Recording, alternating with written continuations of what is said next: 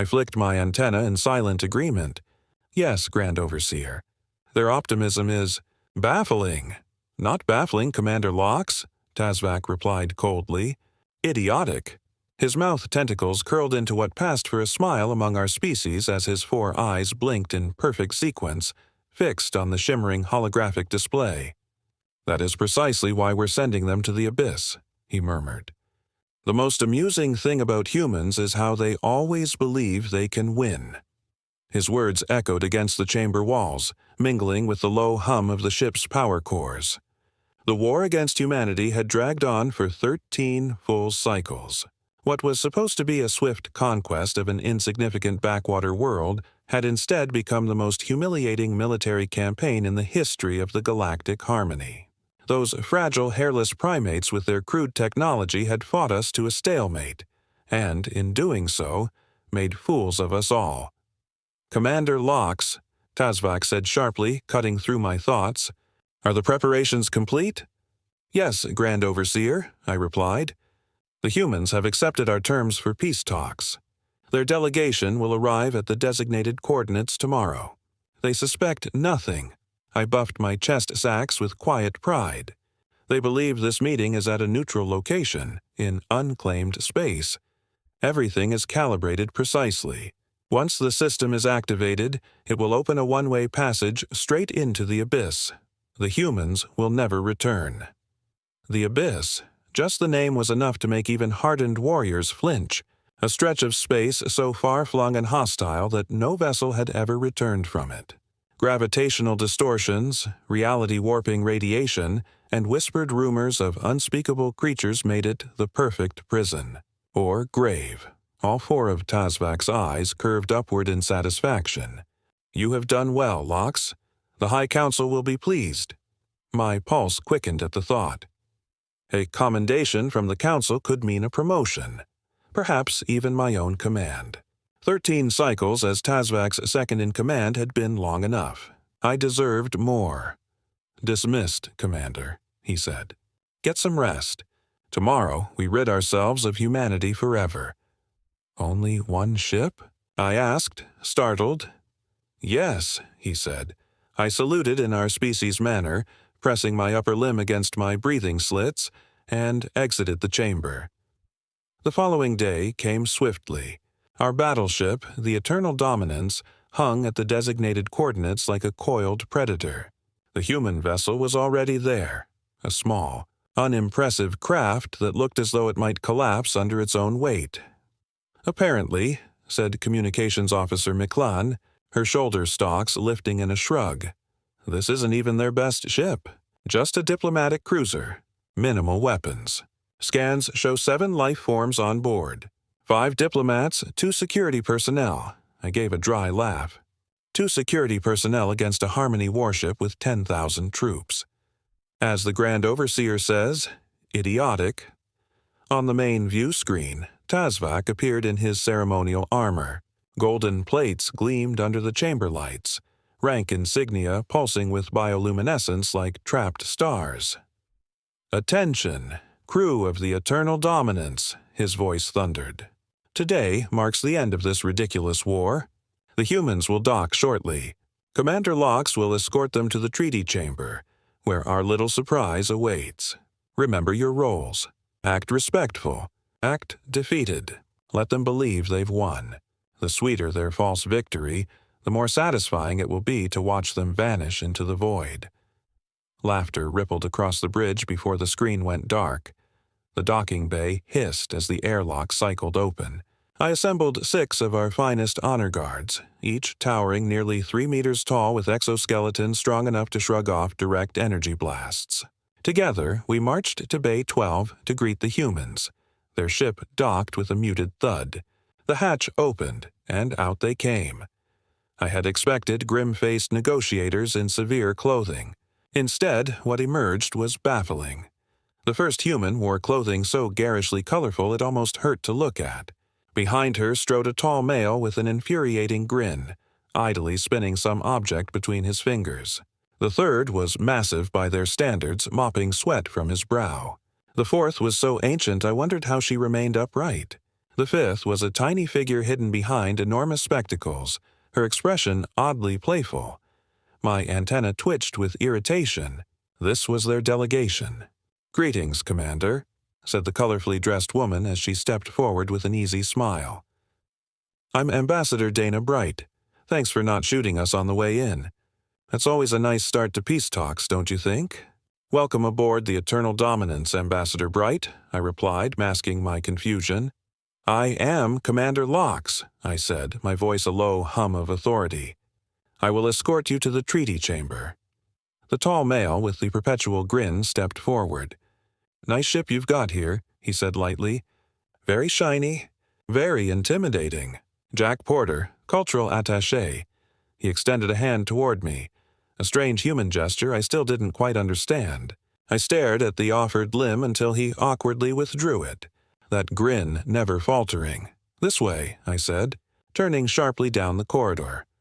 "Love what you've done with the place," said the round one who introduced himself as Dr. Tommy Walker, their scientific advisor.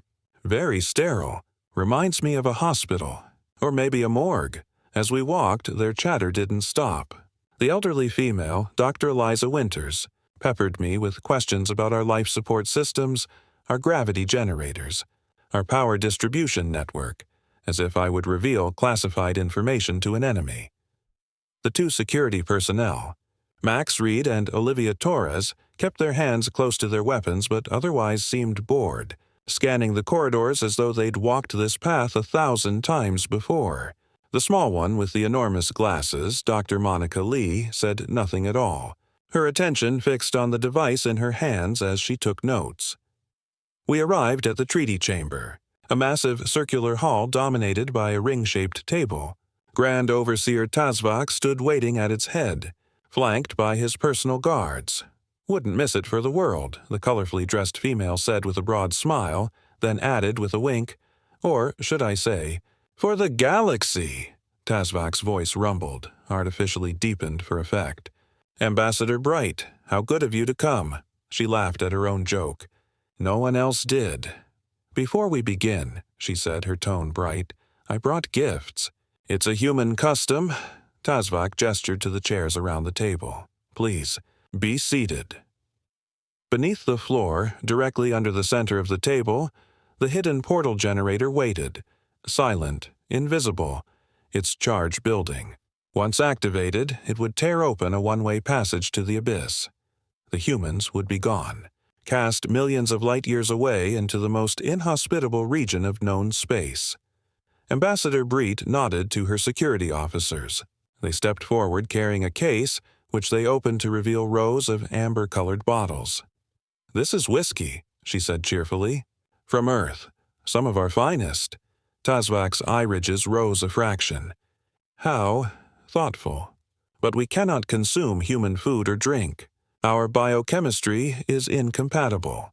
"No problem," she said breezily, taking a sip herself. "We brought it for us. Diplomatic negotiations are thirsty work." The humans began pouring drinks, completely ignoring protocol. I exchanged a look with Tazvak, who seemed as bewildered as I was. Were these truly humanity's top negotiators? The Grand Overseer played along, pretending to weigh their proposals while the portal generator beneath the floor charged in silence. The humans' demands were absurd. Withdraw from 3 captured star systems, pay reparations for damage to their colonies, grant them limited access to our technology. Preposterous. Finally, Tazvak rose. "I need to confer with my team," he said, gesturing for me to follow him to a corner. "Is it ready?" he asked in a whisper. "Yes, Grand Overseer. Portal charge at 97%.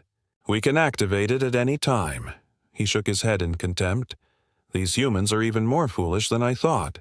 Look at them, drinking, laughing, convinced they've won some grand victory. Let them celebrate for a few more minutes. Then we end this, we return to the table." The humans were still chatting and pouring themselves drinks as if they had nothing to fear. "Fantastic," Ambassador Bright said, clapping her hands. "I knew you'd see reason." Tazvak's voice smoothed like polished metal. "I believe we can reach an agreement today. In fact," he said, raising an empty glass, "I'd like to propose a toast. He smiled coldly. Farewell. The humans raised their glasses. To peace, they echoed. Tazvak pressed the hidden control on his wrist device. The floor beneath the humans shimmered and dissolved, a swirling vortex of black energy blooming like a dark star. They didn't fall. They floated. Outlined in a faint blue glow, the humans hung effortlessly above the abyssal whirlpool. I blinked all three of my eyes, unable to believe what I was seeing. What is happening? Tazvak barked, his composure fracturing. Why aren't they falling? Guards, seize them. Ambassador Bright smiled at him then. But it was no longer the bright, friendly smile she had worn before. This was something colder, something that belonged to a predator. Something in her expression shifted. The warmth vanished, replaced by something predatory. Anti-gravity boots, she said lightly, wiggling one foot. Standard issue for human diplomats these days, especially when visiting species with a reputation for treachery. Her security officers didn't aim at our guards. They aimed at the ceiling. Thin, precise bursts of energy struck the environmental control nodes overhead, and the chamber plunged into darkness. A heartbeat later, the emergency lighting flickered on, drenching the room in an eerie crimson glow. Our warriors charged forward, but the humans were faster than we had imagined. Reed and Torres drew compact weapons, small, unimpressive-looking things by our standards, and fired short. Surgical blasts that sent my soldiers scrambling for cover. In that brief stutter of red light, the humans had moved. They were no longer suspended over the portal. Instead, they stood at the outer edges of the chamber, backs to the walls, weapons leveled, calm and coordinated. "How dare you?" Tazvak sputtered, his tentacles flaring. "We offered you peace." "You know," Ambassador Bright said conversationally, brushing a stray hair from her face, "we figured you might try something like this. The Galactic Harmony isn't exactly famous for honest diplomacy." "Impossible," I snapped. "Our technology is far superior. You couldn't have detected it." The small human with the oversized spectacles smiled and lifted a hand in a tiny wave. "Actually, we did," she said. "These aren't glasses, they're scanners. Dr. Lee detected your portal generator the moment we walked in." Dr. Walker, the heavyset scientist who had seemed so slow and bumbling, moved with sudden agility. "And we've been recording everything since arrival," he added, his voice no longer jovial. "Your own confession about sending us to the abyss will make for a fascinating presentation at the next Galactic Council session." Tazvak's skin shifted to a sickly yellow. The Council would never take the word of humans over ours. "Maybe not," said Jack Porter, still spinning that strange object between his fingers. "But they might listen to this." He activated the device, and a holographic projection blossomed in the center of the chamber. It showed Tazvak and me, in his private chamber, discussing our plan in damning detail. "Of course we spied on you," said Dr. Winters, her elderly voice dry but unshakable. "We've been at war for 13 years. Did you think we'd just trust you?" The portal beneath the table still churned like a wound in space, swallowing the light around it. Ambassador Bright glanced at it thoughtfully. "We've always wondered what's in the abyss," she mused. "We have theories, but no one's ever been able to explore it properly." "Nothing survives the abyss," I said coldly. "That's why we chose it as your destination." She exchanged a look with her team. "Well," she said, "since you went to all this trouble to create a portal, it'd be a shame to waste it." Before anyone could react, she drew a small metal sphere from her pocket and tossed it into the swirling void. "What was that?" Tazvak demanded. "Impossible," I whispered. "Nothing, no communication can escape the abyss." "Just a probe," she replied innocently. "Quantum-entangled communications aren't limited by distance or conventional barriers. We'll know what's inside your little death trap within minutes." Jack Porter winked. "On to bet." A tense silence fell over the chamber. Our guards had weapons trained on the humans, but none fired. Tazvak's eyes flickered as he calculated his dwindling options. "You do realize," he said finally, "that you're still aboard our battleship, surrounded by 10,000 troops. Your little tricks won't save you." Ambassador Bright smiled faintly. "Oh, we don't need saving," she said. "In fact, I think our ride is here." As if on cue, the ship shuddered violently. Alarm klaxons howled through the corridors. "Impossible!" Tazvak roared. A frantic voice crackled over the comms. "Grand Overseer, we're under attack! Human vessels have appeared from subspace, dozens of them. They've breached our shields. They're boarding us." Another violent tremor rippled through the ship. "That was our decoy fleet," Dr. Lee said softly, speaking for the first time with quiet confidence. "Holographic projections and automated ships. Very convincing, don't you think?" I stared at them, the pieces clicking into place. This was never a diplomatic mission. It was a ruse, a distraction. "You planned this," I accused. "All of it." "Not all of it," Ambassador Bright admitted. "We didn't know about your portal to the Abyss. That was a bonus. But the rest—" "Oh yes." The ship rocked again, harder this time.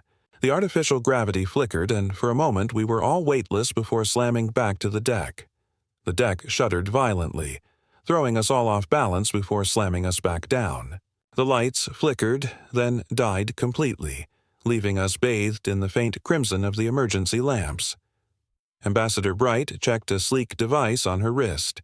"I think it's time we continue this discussion elsewhere," she said calmly. "This ship won't remain habitable much longer." "You're bluffing," Tazvak snapped, but the tremor in his voice betrayed him. "Your species lacks the power to cripple a Harmony battleship." Jack Porter gave a wry smile. "You're right. We didn't. Not until we reverse-engineered the drives and power cores from the ships we captured during the Battle of Proxima Centauri." The name struck like a dagger. The Battle of Proxima Centauri. The shame we had buried for years. Ambassador Bright took a deliberate step toward the portal, her boots glinting faintly in the red haze. "I suggest we leave now," she said. "Unless, of course, you'd rather stay and see what happens next." The floor began to tremble again. The dark vortex at the center of the chamber, the portal, was still active, but it no longer looked stable. The swirling mass seemed to pulse and expand. Dr. Walker's grin widened. "That little probe we dropped in earlier? It's not just for observation. It's manipulating your portal's energy field right now, reversing its polarity." "What does that mean?" I demanded, panic creeping into my voice. Dr. Winters answered, her tone far too pleasant for the chaos around us. "It means your portal isn't sending things into the Abyss anymore. It's bringing them out." The words hung in the air for a heartbeat before reality caught up. The portal began to boil with motion. A wave of freezing air swept through the room as the temperature plummeted. Frost spread across the floor. Then the darkness began to move. At first, we saw tendrils, shadowy, fluid shapes reaching out like testing fingers. Then larger forms followed, creatures that defied all sense of geometry or biology. My mind recoiled as I tried to focus on them. They were alive, but wrong, alien beyond comprehension. "What have you done?" Tazvak whispered, stumbling backward. "Us," Ambassador Bright replied evenly. "This is your portal. We just made a small adjustment." Her tone hardened. "You have one chance, Grand Overseer. Surrender now. Call off your forces and let us take control of this ship. We can still close it before the situation gets any worse." But it was already too late. The abyssal creatures were emerging faster now. Some slithering across the floor, others floating like living shadows. One of the guards screamed as a translucent, mist-like entity wrapped around his head. When it drifted away, part of his skull, part of reality itself, was simply missing. He dropped lifeless to the ground. Tazvak's eyes darted from the creatures to the humans. For the first time since I had known him, I saw pure fear. Surrender was unthinkable, an act of dishonor that would end his reign. But the alternative was annihilation. "How do I know you can control it?" he asked, his voice trembling. "We can," Dr. Lee replied, fingers flying over her wrist console. "But not for long. The instability is spreading. The ship convulsed violently, alarms blaring from every wall. "Grand Overseer," came a desperate voice over the comms. "Human troops have breached Deck 3. Our defenses are collapsing." Ambassador Bright stepped closer, her expression grave. "Your choice, Overseer, but make it quickly. Your ship is dying, and these things from your precious abyss don't look particularly friendly." Tazvak hesitated, caught between pride and survival as another unearthly shriek echoed through the chamber. The abyss had opened and it was hungry. The chamber groaned under the strain, metal screeching like a wounded beast. The swirling rift at its heart now pulsed like a living wound in reality, growing wider, hungrier. Grand Overseer Tazvak stood frozen, the weight of centuries of arrogance pressing down upon him. "I will not surrender to you," he spat, though his voice shook. "The harmony endures."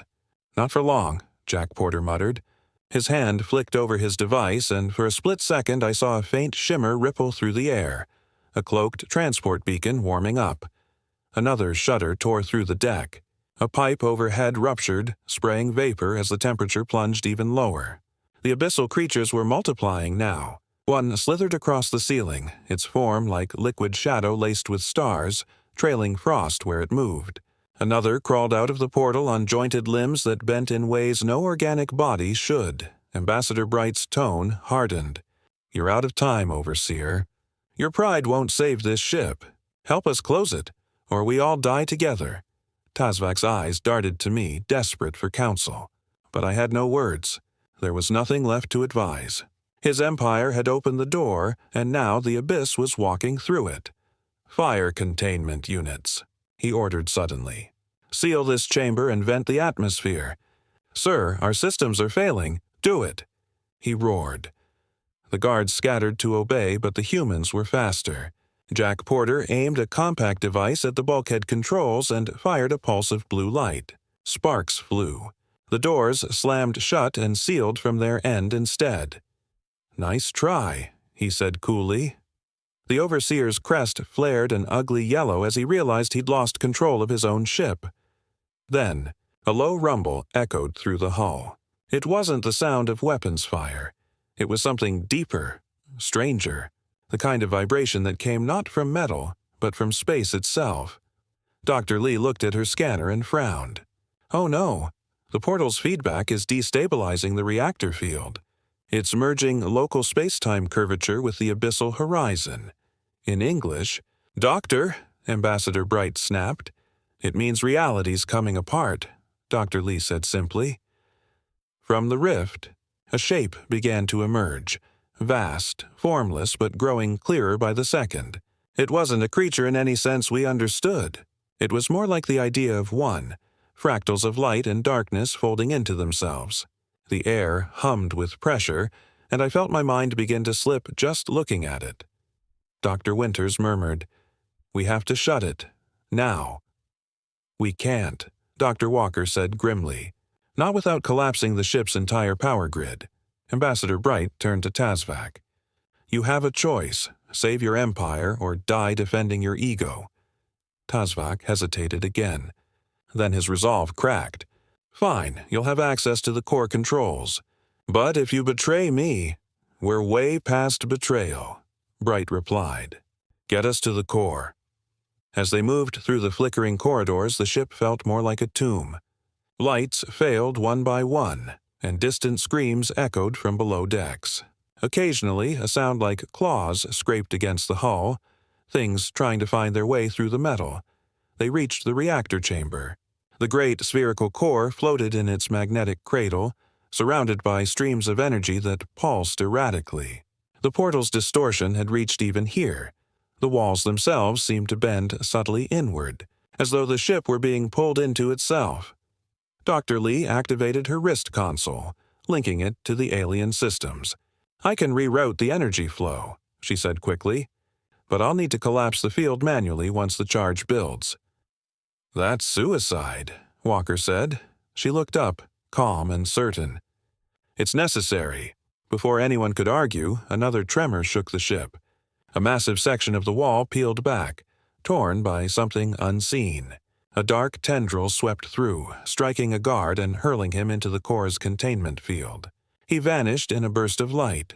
Bright raised her weapon and fired, the blast cutting through the tendril, which shrieked like metal grinding on bone before retreating. "Do it!" she shouted. Dr. Lee's fingers danced across her console. "Rerouting. Power buildup at 60%. 70. Come on, come on." Outside, the sound of tearing metal became deafening. The abyssal distortion was spreading faster than expected. Even space beyond the ship's windows was starting to warp, stars stretching into impossible spirals. Jack Porter gripped the control rail, eyes locked on the core. "When this thing blows, we need an exit." Bright nodded. "On my mark." Everyone to the evac beacon. The readings hit 100%. Dr. Lee took a deep breath.